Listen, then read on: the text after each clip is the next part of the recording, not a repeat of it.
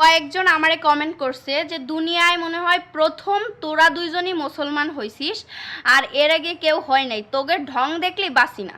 আচ্ছা আমা, তোমার এই কমেন্টের উত্তরটা তোমার কি দিতে মন চাই?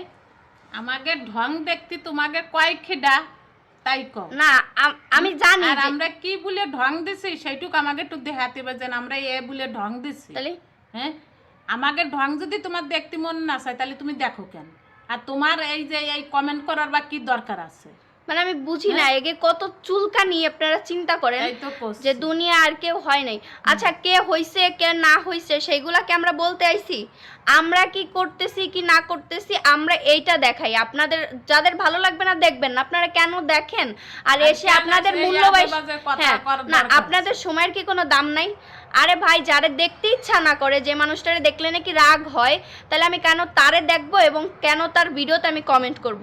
আপনি ওই সময়টুকু আপনার কাজে লাগান, আপনার কাজে আসবে। এই সমস্ত উল্টাপাল্টা কথা না বললে।